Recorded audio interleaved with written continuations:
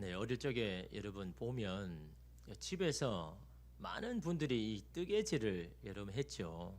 그래서 뭐 장갑부터 모자, 뭐 니트, 목도리 웬만한 거는 다 집에서 이렇게 만들어서 그렇게 이 작업을 한 것을 여러분 어릴 적에 다 이런 보셨지 않습니까? 이런 뜨개질을 위한 가장 중요한 게 뭘까요? 그것은 바로 실타래를 만드는 거 아닙니까?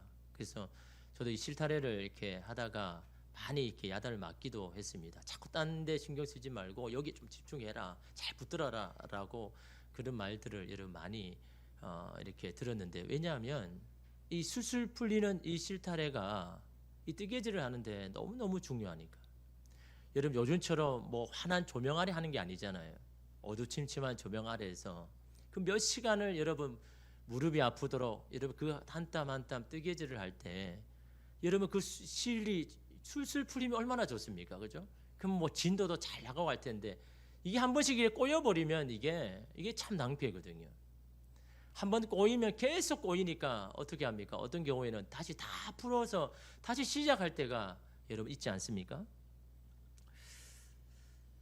그러게 여러분 잘 풀리는 실타래가 여러분 얼마나 인생에 여러분 중요합니까?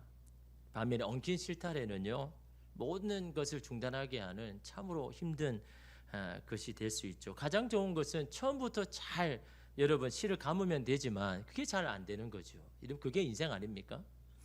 누구나 술술 풀리는 인생이 되기를 원하지만 한 번씩 인생이 엉킨 실타래와 같이 느껴질 때가 이런 분명히 있죠. 그때마다 바로 풀지 않고 어떻게든 그냥 버텨보려고 할 때 더욱더 엉켜버리고 꼬여버리는 경우가 얼마나 많습니까? 엉킨 것은요 시간이 가더라도 바로 그때 풀어야 됩니다. 그것이 오히려 빨리 가는 길 아닙니까? 분명히 꼬인 부분이 있는 겁니다.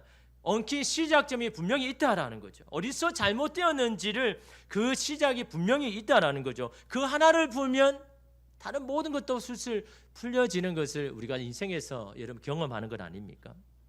인생의 엉킨 실타래처럼 왜 이렇게 내 삶은 제대로 되는 것 하나 없나라고 생각이 들 때 그때가 바로 매듭을 풀고 가야 할 때입니다. 그때가 바로 다시 그 꼬인 시작점으로 가야 할 때라는 거죠. 이전 교회 청년부였던 한 청년이 저에게 톡으로 상담해 왔습니다. 요즘 자신의 인생을 보면요 뭐 하나 되는 게 없는 거예요. 이것도 안 되고 저것도 안 되고 아무것도 이름 되는 게 없다라고 그렇게 인생을 푸념하면서 저에게 상담을 해오는 겁니다. 부모님이 집을 떠나가지고 이제 홀로 이게 독립해서 살니까 방을 구했는데 그 집이 이제 기한이 차가지고 비워달라는 겁니다. 그러니까 이제 다시 또 이제 방을 구해야 되고, 또한 지금 아르바이트를 간간히 하고 있는데 이제는 좀 든든한 직장 그걸 구해야 될 텐데 이게 또 쉽지 않은 겁니다. 나이가 이제 30대가 지나가니 이제 배우자도 만나고 가정을 이루어야 되는데 이것 또한 쉽지가 않다라는 거예요. 어떻게 보면 청년들이 가장 고민하는 문제가 한꺼번에 닥치니까 감당을 못하는 거죠. 인생에 꼬인 실타래처럼 느껴지는 겁니다. 왜 내 인생은 되는 것이 하나도 없는 것일까요? 이것도 안 되고 저것도 막히고 한숨이 나오고 답답합니다라고 그렇게 이야기합니다. 그런 청년에게 제가 말해줄 수 있는 건요 한 가지밖에 없습니다. 야, 복잡하게 생각하지 마라. 단순하게 생각해라. 그 복잡하게 생각한다고 그게 풀려지는 게 아니다라는 거죠. 한꺼번에 문제가 닥쳐도 하나씩 풀어가다 보면 그것 때문에 다른 것도 다 풀려지는 거다. 그게 인생이다. 왜 꼬여있는 그것만 바라보면서 왜 한꺼번에 그 왔다는 것 때문에 그렇게 낙심해 있느냐. 지금 고민되는 그 세 가지 중에 가장 먼저 해야 할 일, 정말 정해진 거 그거부터 먼저 해라. 그게 뭡니까? 집을 구하는 거잖아요. 여러분 집은요 기한이 정해져 있잖아요. 그 기한 안에 집을 배우고 구해야 되잖아요. 이건 너무나 이런 정해진 거 아닙니까? 야, 너 그거 정해진 것부터 해라. 뭐 그렇게 고민을 하느냐. 먼저 집을 구하면 그 집을 구한 그 바운드 안에서 직장은 구해지게 되는 거다. 그렇지 않습니까? 살 곳도 안 정해졌는데 여러분 직장을 어디서 구해야 되나? 기한을 한 개를 이렇게 정해놓고 여러분 뭔가를 구해 나가야 되는데 그렇지 않고 이러면 어떻게 하나하나 이러면 풀어집니까? 야, 너가 먼저 살 곳을 베이스 캠프는 먼저 치고 거기서부터 하나씩 또 직장도 구해보고 또 사람도 만나보고 그래야 하나씩 풀려지는 거 아니냐라고 이러면 그렇게 이야기를 했습니다. 그러면서 기도하면서 네 앞에 있는 현실만 바라보지 말고 너를 향한 하나님의 그 놀라운 계획을 기대하면서 기도하면서 우리가 하나님 어떻게 하시를 좀 바라보자라고 그렇게 권면을 했습니다. 여러분, 우리도 살아가면서 여러 가지 엉킨 실타래를 가지고 살아가죠. 물질에, 건강에, 관계에, 가정에, 직장에, 자녀에 엉킨 실타래가 다 있습니다. 그 엉킨 실타래로 마음이 상하고 답답할 겁니다. 그럴 때마다 어디서 꼬였는지, 어디서 잘못되었는지를 다시금 생각해 보아야 되는 겁니다. 사람과의 관계가 불편하고 힘들어졌다면 그 시작점이 분명히 있습니다. 거기서부터 다시 시작을 해야 합니다. 오늘 말씀은 예수님께서 제자들에게 사람과의 엉킨 실타래, 너무도 풀기 어려운 이 문제를 풀기 위해서 그 기준을 정해야 된다고 말씀합니다. 그 기준은 바로 우리를 향한 하나님의 뜻이다라는 거죠. 그 기준을 가지고 너가 이 문제를 풀어나가야 된다라고 예수님은 이 18장 1절에서부터 굉장히 긴 이 절들을 할애하고 있는 거죠. 하나님의 뜻이 뭡니까? 우리를 향한 하나님의 뜻은요? 이름 14절에 보면요, 이와 같이 이 작은 자 중에 하나라도 잃는 것은 하늘에 계신 너희 아버지의 뜻이 아니니라. 하나님의 뜻이 뭐라고요? 이 작은 자 하나라도 믿음에서 미끄러지지 아니한 것, 실족하지 않는 것, 모든 사람이 하나님 앞에 영생을 여러분 얻는 것, 누구도 하나님으로부터 멀어져서 구원을 잃어버리지 않는 것, 이것이 하나님의 뜻이다라고 말씀하고 있는 겁니다. 아무리 좋은 일, 선한 일을 많이 해도 한 영혼을 낙심하게 하며 그 믿음에서 떠나게 한다면 거기에 합당한 대가를 치러야 된다라는 여러분 그 말씀 아닙니까? 참으로 두렵고 떨리는 말씀이죠. 그럼에도 불구하고 너무도 소중한 말씀이고 기준이고 잣대입니다. 어떤 상황에도 한 영계를 실족하는 일을 해서는 안 된다고 말씀하고 있는 겁니다. 아무리 이치에 맞는 일이라고 합당한 일이라고 해도 그 사람이 하나님에 대한 믿음을 버리고 가게 해서는 안 된다고 하시는 여러분 예수님의 말씀 아닙니까? 우리가 어떤 사람으로 인해서 마음이 상하고 다치기도 하죠. 아무리 노력해도 변화되지 않는 모습 때문에 그냥 포기하고 싶은 마음이 들 때도 많잖아요. 그럴 때마다 이 하나님의 뜻을 생각해야 되는 겁니다. 나를 향한 하나님의 뜻이 무엇인지를 생각해야 되는 겁니다. 그럴 때마다 이 말씀을 여러분의 결정의 기준으로 삼아야 되는 겁니다. 여러분의 생각도 아닙니다. 여러분의 경험도 아닙니다. 세상 사람들이 말하는 그것도 아닙니다. 그 영혼을 바라보는, 그 영혼을 잃어버리기 싫어하시는, 그 영혼이 믿음 가운데 서기를 원하는 하나님의 분명한 뜻, 그 뜻을 여러분의 선택의 기준으로 삼아야 하는 거죠. 근데 중요한 사실은요, 그 엉킨 관계의 실타래를 푸는 것은 우리가 먼저 해야 된다라는, 하나님이 하실 때까지 기다려서는 안 된다라는 거죠. 우리가 먼저 그 엉킨 것을 풀려고 막 애를 쓰고 노력을 해야 된다라는 거죠. 그럴 때 하나님도 여러분 그 닫힌 것들을 다 열어주신다. 그 말씀이 여러분 18절 아닙니까? 18절에 보니까 진실로 너희에게 이르노니 무엇이든지 너희가 땅에서 매면 하늘에서도 매일 것이요 무엇이든지 땅에서 풀면 하늘에서도 풀리리라. 누구에게 이름 달려 있습니까? 땅에서 먼저 풀어야 된다는 거죠. 땅에서 먼저 풀면 하늘에서도 풀려지는 겁니다. 땅에서 매이면 하늘도 매여져 버리는 겁니다. 다시 말하면 하나님께서 모든 준비를 다 하고 계시는데 이 땅에서 이게 묶어져 버리면 그것을 우리에게 주실 수 없다라는 거죠. 먼저 이 땅에서 풀어야 된다. 이런 그 말씀 아닙니까? 이렇게 예수님께서 말씀하실 때 베드로가 한 가지 질문을 하죠. 21절에 보니까요. 그때 베드로가 나와 이르되 주여 형제가 내게 죄를 범하면 몇 번이나 용서하여 주리이까? 7번까지 하오리까? 땅에서 매이는 가장 주된 게 뭘까요? 그것은 바로요 용서하지 못함입니다.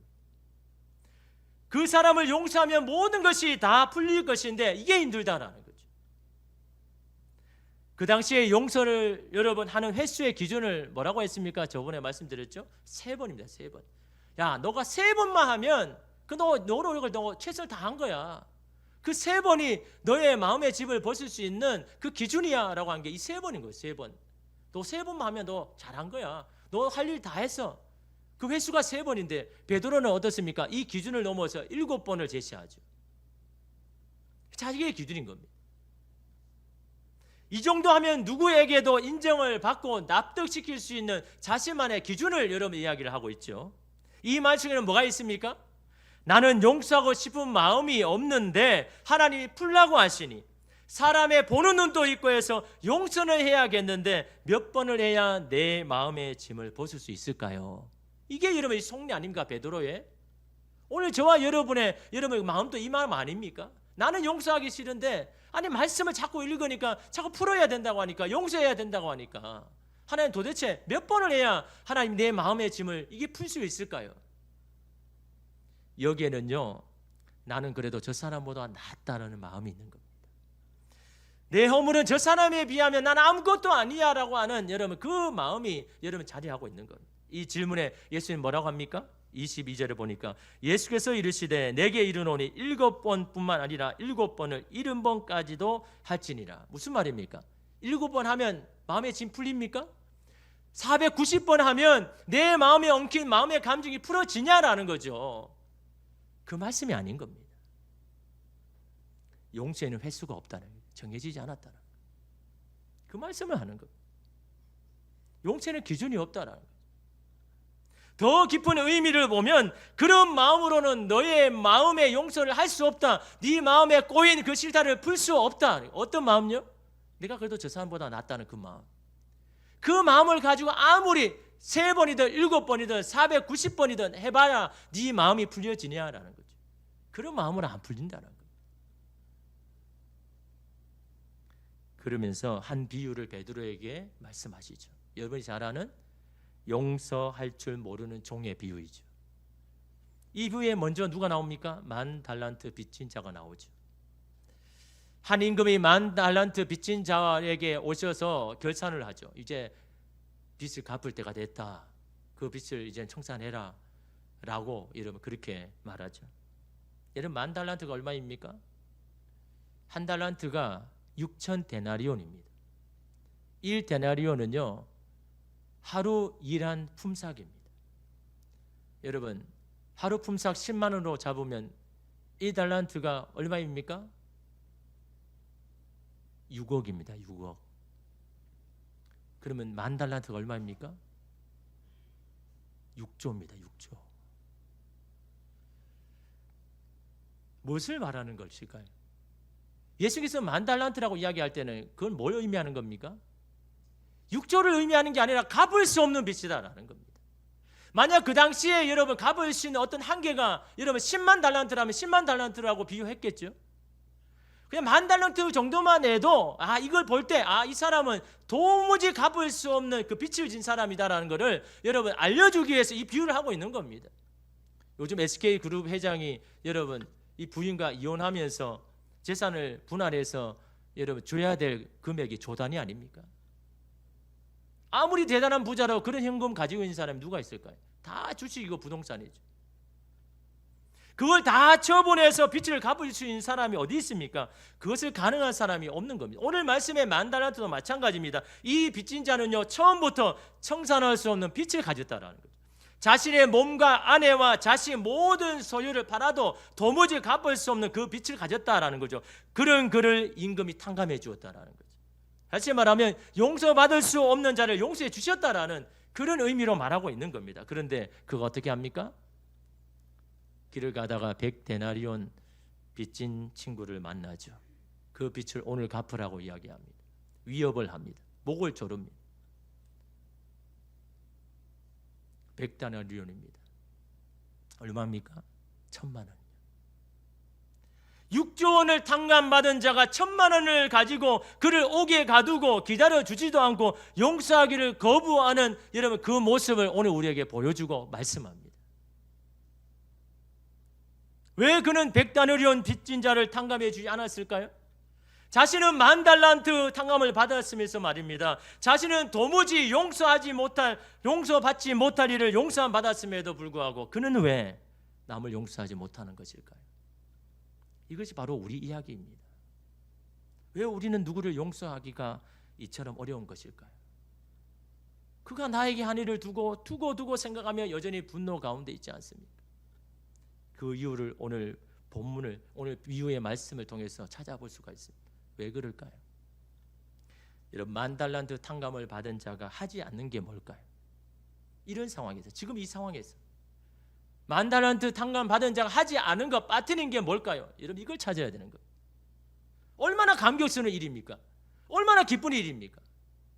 여러분의 인생에 청산할 수 없는 빚이 한 번에 여러분 청산됐는데 얼마나 기쁘고 감사할 겁니까? 감사를 빼먹었습니다. 용서받은 것에 대한 기쁨이 나타나지 않습니다. 이종은 임금에게 감사하는 말을 하지 않았습니다. 그는 감사를 표현하지도 않았고 기쁨의 노래를 부르지 않았습니다. 그런 마음을 가지고 나아가니 그 100데나리온 빚진 자를 용서하지 못하는 겁니다. 얼마나 기쁜 일입니까? 얼마나 감사한 일입니까? 만약 이 종이 이 감사와 기쁨을 가지고 여러분 이 친구를 만났다 그러면 용서하지 못할 사람이 누가 있겠습니까? 아니, 나는 방금 6조 원이어야 되는 이 어마어마한 돈을 다 탕감받았는데 그게 비하면 아무것도 아닌 이 친구를 향하여서 여러분 어떤 마음으로 여러분 마음을 대할까요? 야, 그냥 다 잊어버려. 나 없어도 돼. 나는 이만큼은 이 많은 그 탕감을 받았는데 야, 그 100데나리온이 없어, 나 없어도 살 수 있어. 당연히 이러면 그렇겠죠. 그러나 그 종은요, 자신이 받은 은혜가 작다고 여겼거나 아니면 잊어버렸을 겁니다. 자신이 도대체 무슨 용서를 받았는지 알고서도 이렇게 할 수가 없는 거 아닙니까?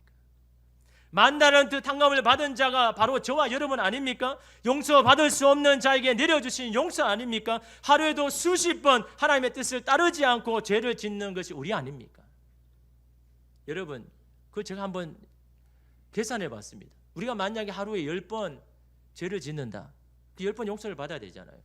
1년 365일. 그리고 우리가 평년 80년을 산다 그러면 우리가 도대체 평생을 살면서 얼마나 용서를 받아야 될까요? 하루에 10번이면 1년에 얼마입니까? 3,650번. 80년을 계산하면요 29만 2천 번. 평생을 살면서 하나님 앞에 용서받을 것. 29만 2천 번을 용서받아야 돼요. 이러한 용서를 받았고 받고 있는 사람이 우리 아닙니까? 그러한 용서함이 있기 때문에 우리가 하나님의 앞에 이렇게 예배하며 나올 수 있는 것이지요. 그런 은혜와 용서를 안다면, 그리고 그런 하나님에 대한 감사와 찬양이 우리에게 있다면 우리가 어찌 누군가를 용서할 수 있는 자격에 위치해 있다고 말할 수가 있을까요? 베드로가 이 사실을 알았다면 몇 번까지 용서를 해야 됩니까? 라는 그 질문 자체가 얼마나 부끄러운 일입니까? 아니, 자기는 29만 2천 번을 용서받아야 되는데 누구를 몇 번 용서해야 됩니까? 라고 말할 수가 있는 겁니까? 그 질문 자체가 이상한 거죠. 여러분, 여기서부터 시작을 해야 합니다. 누군가를 어디까지 어떻게 용서해야 하는가를 고민하기에 앞서서 우리가 하나님 앞에 받은 은혜와 사랑이 어떠한지를 먼저 생각해야죠. 우리 가운데 누군가를 용서할 만한 자격과 위치에 있는 사람은 아무도 없습니다. 자신의 허물과 남의 허물을 비교해서 누가 더 낫다라고 말할 수 있는 처지에 있는 사람이 누가 있겠습니까? 우리 모두는 그런 허물과 죄에도 불구하고 하나님의 용서와 은혜를 받고 살아야 되고 그 모든 은혜가 필요한 사람들이 우리 아닙니까? 누구로 인해서 마음이 불편하고 상합니까? 내가 가진 것이 적어서 하나님이 많이 주지 않는 것 때문에 속상합니까? 남보다 더 건강하지 못한 것 때문에 하나님께 불평이 있습니까? 받은 사랑과 은혜를 잊어버림이 우리로 하여금 하나님께 감사하지 못하게 하고 그 억울함이 더욱 우리의 인생의 실타래를 엉키게 하고 있지는 않습니까? 감사하면요 버릴 것이 없다고 말씀했습니다. 감사하면 용서하지 못할 것이 없습니다. 감사하면 주신 것에 만족할 수밖에 없습니다. 오늘 그 감사가 오늘 우리 가운데 있습니까? 우리는 안 되는 것, 받지 못한 것, 해결되지 않는 것만 붙들고 억울하고 속상해하고 있지 않습니까? 땅에서 먼저 풀기를 힘들어하는 우리에게 예수님은 다시 한번 말씀하십니다. 19절에 보니까 진실로 다시 너에게 이르노니 너희 중에 두 사람이 땅에서 합심하여 무엇이든지 구하면 하늘에 계신 내 아버지께서 그들을 위하여 이루게 하시리라. 땅에서 매는 것을 어떻게 다시 표현했습니까? 두 사람이 합심하여 구하는 것, 이게 땅에서 이런 풀어온 것을 말씀하고 있는 것. 두 사람의 마음이 합해져야 된다라는 거죠. 한 마음을 가지고 하나님 앞에 구하면 그것이 어떤 것이든 내가 다 이루어주게 해줄게, 약속의 말씀 아닙니까? 땅에 메인 것을 풀려면 먼저 마음이 하나가 돼야 됩니다. 같은 마음이어야 됩니다. 근데 중요한 사실은 두 사람의 마음이 하나 될 때까지 기다려서는 안 된다는 거죠. 그 은혜를 아는 자가 먼저 마음을 풀어야 된다는 거죠. 마음을 열어야 된다는 겁니다. 내가 먼저 하나님께 받은 용서와 사랑을 알고 감사함으로 내 삶을 다시 돌아보고 하나님 앞에 여러분 고백할 때 그 마음이 여러분 흘러가게 되는 겁니다. 내 마음이 먼저 열리면요, 상대의 마음도 열어지게 되는 겁니다. 내 마음이 닫히며 그 사람의 마음도 닫히게 되어 있는 겁니다. 내가 먼저 풀어야죠. 내가 하나님께 받은 은혜와 감사를 안다 그러면요, 내가 먼저 풀어야죠. 그 부러진 곳에 주님도 함께 하시겠다 약속하셨습니다. 여러분 20절에 보니까요, 두세 사람이 내 이름으로 모인 곳에는 나도 그들 중에 있느니라. 예수의 그 이름 앞에 우리의 마음을, 그 실타래를 다 풀고 마음을 같이하여 하나님의 뜻을 구할 때 나도 그 너희들 가운데 내가 있겠다라고 이런 약속하지 않습니까? 엉켜버린 우리 인생의 실타래를 우리가 먼저 풀어야 할 게 뭡니까? 먼저 우리 안에 꼬인 마음의 실타래부터 풀어야 합니다. 우리 안에 억울함의 실타래가 먼저 풀어져야 되는 겁니다. 그런 가운데 감사가 회복될 때에 우리 인생 가운데 있는 모든 엉킨 실타래도 다 하나씩 하나씩 풀어지는 겁니다. 여러분, 이 신앙의 원리를 우리는 기억해야 되는 겁니다. 그걸 여러분 예수님께서 제자들에게 말씀하고 있는 겁니다. 네가 안 풀고 있는데 하늘에서 어떻게 풀어지겠냐라는 거죠. 네가 그렇게 마음을 붙들고 있는데 어떻게 하늘에서 풀어지겠냐라는 거죠. 네 마음에 엉킨 것부터 풀어야 되고 네 마음에 억울한 것부터 풀어져야 하나님께서도 모든 것을 열어서 너희가 구하는 것마다 내가 들어줄 것이 아니냐라고 예수님은요 오늘 우리에게 말씀합니다. 여러분, 앞에 말씀드린 그 청년 함께 같이 기도하자라고 했거든요. 현실을 바라보지 말고 너를 향한 하나님의 그 놀라운 계획을 기대하면서 우리 함께 이 문제를 가지고 기도해보자. 그래서 저도 새벽마다 같이 기도했습니다. 이번 주에 톡이 왔는데요, 얼마나 기뻐하는지. 여기저기서 입사 제의가 막 들어옵니다. 지금까지 막 안 들어와가지고 그냥 아르바이트로 하루하루 하다가 여기저기서 막 들어오라고 문이 들어옵니다. 근데 너무 기쁜 거는요, 자기가 마음에 둔 여러분 곳이 있지 않겠습니까? 누구든 여러분 여기는 좀 내가 들어가고 싶다. 근데 벽이 너무 큰 겁니다. 안 되는 겁니다. 근데 거기에서 입사 제의가 들어온 거예요. 얼마나 이러면 기쁠까요? 하나님의 역시 우리 기도를 들으신 것 같네. 야, 속으로는 야, 너 그거 이제 알았느냐? 왜 새벽마다 기도하겠느냐? 왜 계속해서 변하지 않는 현실 가운데도 왜 새벽마다 하나님 앞에 반복해서 계속 기도하겠냐? 하나님 우리의 기도를 들으시니까, 하나님의 때에 하나님이 들어주시니까. 우리가 포기하지만 않는다면, 우리의 마음이 다치지만 않는다면, 그 전능하신 하나님을 믿는다면, 우리가 기도 쉬는 죄를 범하지 않는다면 하나님께서 반드시 열어주고 해결해 주실 것을 기도를 통해서 경험했기 때문에 내가 확신한 것은요 흔들리지 않습니다. 남이 들은 것은요 언제든지 흔들리죠. 여러분이 경험하셔야죠. 여러분이 기도해보고 눈물로 기도하고 하나님 앞에 계속해서 기도함으로 하나님께서 하시는 것들을 여러분 경험해보고 목도해봐야죠. 그럴 때는 여러분 그 믿음이 여러분의 믿음 되는 겁니다. 어떤 상황이 하나님 앞에 붙들리게 되어 있는 겁니다. 그러나 여러분 이 경험이 없으면요 여기저기 흔들립니다. 이 사람 말 들었다가 저 사람 말 들었다가. 여러분 그럴 때 여러분 길이 보입니까? 하나님 앞에 엎드려 내 마음에 묶인 것들을 다 풀고 하나님 앞에 기도할 때 하늘에서 열려서 하나님이 하신 놀라운 것들을 여러분 경험하지 않습니까? 오늘 저와 여러분들도 여러분의 삶에 묶인 것이 있습니까? 여러분의 마음에부터 먼저 풀어야 돼요. 여러분도 먼저 풀 때 풀려지는 놀라운 역사가 오늘 저와 여러분 가운데 임할 줄 믿습니다.